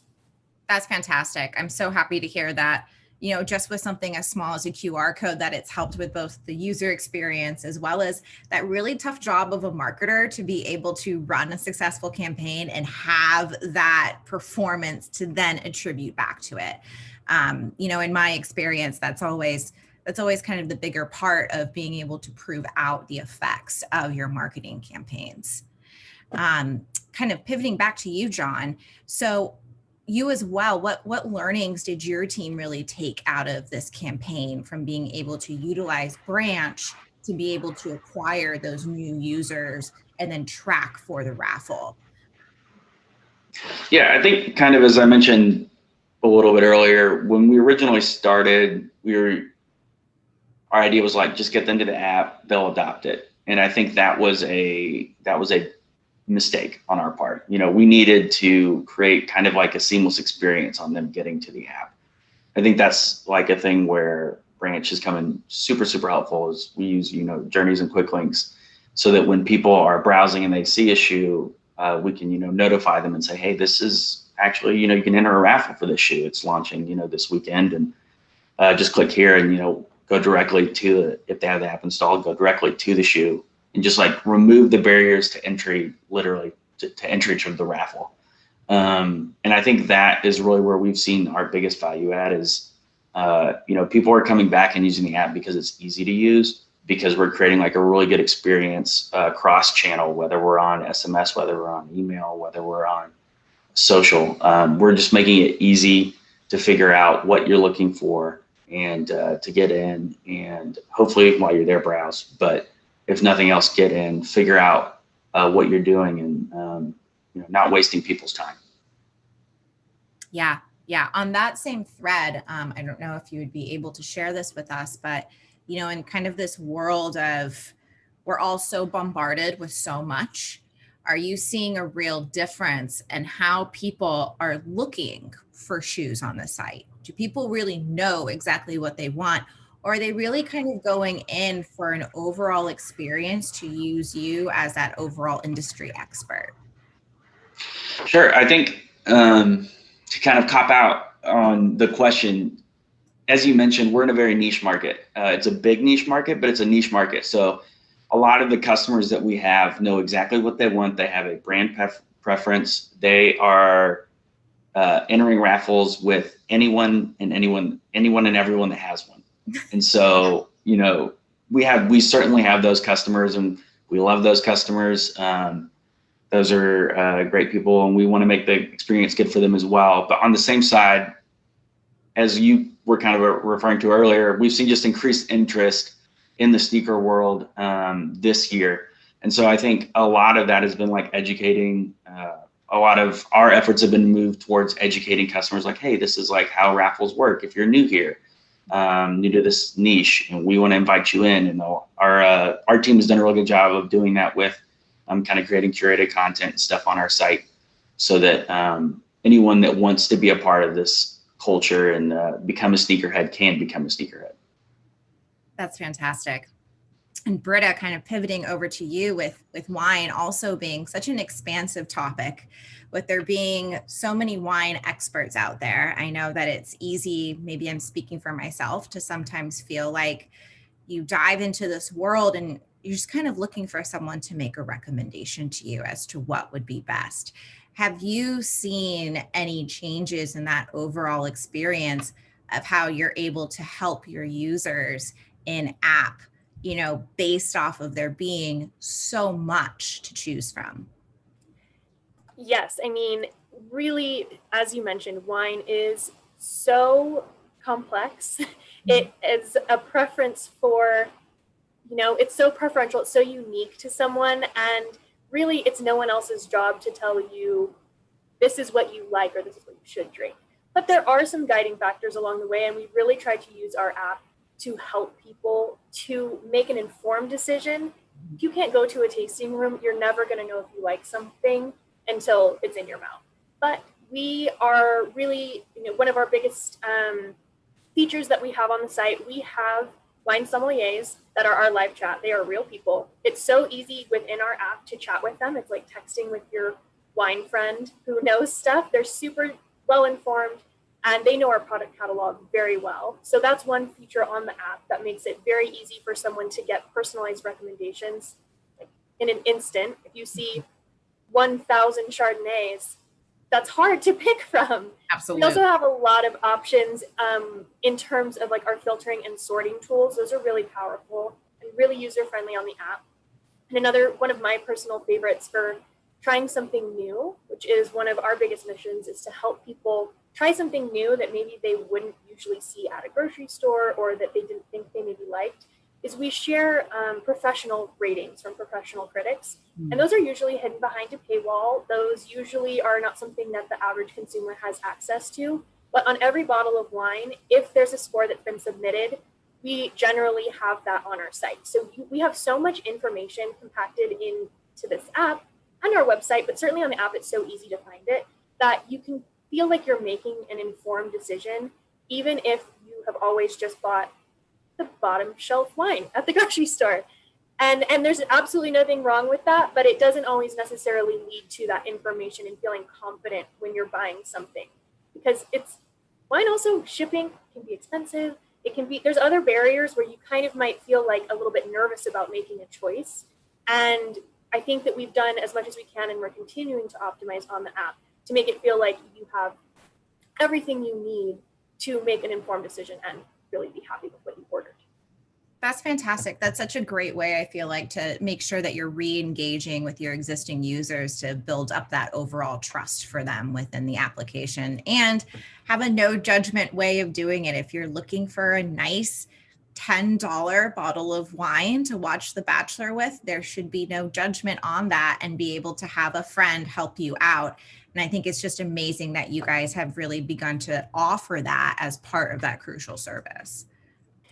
Definitely. As a big fan of $10 Bachelor wines, I have got to say, it feels really nice to have someone who is not going to tell you, oh, it's weird that you want to buy a bottle that's under $15. Like, no, that's not it. But there are amazing quality wines that are like $15, but it's hard to find those. So that's why it's so nice to have that. Fantastic. So kind of wrapping up, what I guess would be your overall message to your peers here today for how to really be able to find their way in this mobile app ecosystem to be able to drive more growth to their apps in 2021? I think we already kind of touched on this, and John made this point earlier, that so many people are engaging even more directly with their devices than ever before. And as we've seen, also engaging with the print collateral. It's coming right to their house. It's something that they can physically interact with, and they can't physically interact with much else. So my message would be to look for, the ways that you can take the things you're already doing, as we did with our print campaigns, or the partners and services you're already using, like we did with Branch, and think about the little tweaks that you can use to maximize your investment on those pieces. And, it's also, I would say this is another thing that I really took from here, because I kind of can't believe this, but look for inspiration in places that you don't think you'd necessarily find it. I truly never thought that watching my parents order takeout would lead to an award-winning campaign. This is beautiful. Thank you guys so much. But it's those little moments, really, I think, of watching real people, and probably especially those who don't know much about marketing, behave in a real way that I think sparks a lot of the ideas that resonate. And then you just gotta speak up and say, I think it's gonna work. So that'd be my message and takeaway from continuing to drive growth. Well, thank you for all of your work, and congratulations. John, is there anything you would like to add on to that, or maybe any sneak peeks for any of the sneakerheads out there that they can look for in Hibbett in 2021? I wish. Shameless plug. Go ahead and download our app, Hibbett City Gear. But feel free to enter some raffles. No, just as Britta was saying, I think just improving on the margins just allows your experience to go through the roof. And I think if 2020 taught us anything in the mobile world, it's that people are ready to use apps. And as marketers, we need to be ready to make that a seamless experience for them. And that's something that Branch does really, really well. And one of the reasons that we're just really excited to be able to work with them is to provide a better customer experience for all of our customers. And it's really an honor to win this award, and just very happy about Branch, and just looking forward to all that we can do in the future. And Bert, I think we should connect and do a wine and sneaker exchange. And Melissa, maybe you could get into. I don't know what we can exchange. I'm all in. We'll figure it out. And I do get some perks with mine too, so sounds good. Okay, there we go. All right. I'll be in the background with my Air Force Ones and my big buttery Chardonnay, and we'll make it happen. There we go. Also, great Bachelor shout outs. Matt James has some great shoes this year, and so he should have been on this panel. That's all I'm saying. Man, cross app deep linking and attribution happening in real time. Well, thank you both so much for joining us today. Congratulations to both of you on your awards, as well as the overall performance that attributed to that. And thank you again for your partnership with Branch. So we'll pivot over to the man of the hour, Tim, to go ahead and take it away. Melissa, thank you so much for that lively discussion. And once again, a big thank you to Britta and John for those key points and takeaways. It's no surprise why Wine.com and Hibbett City Gear were selected as winners for the best phygital experience and the best onboarding campaign. With that, we are quickly approaching the end of our celebration today. I hope you laughed, maybe shed a tear, jumped up and down for joy of some of our fabulous winners, and most of all, was inspired and educated on some key ways that you can help grow and shape your businesses in 2021. As we wrap things up today, I'd like to give a huge shout out to the branch marketing team for all of the behind the scene work to make this event happen. A big, big thank you for your nominations, for celebrating the award winners with us today, and for most importantly, being part of our mobile growth community. We hope to see you at the next mobile growth event and at the award celebration in 2022. Thank you.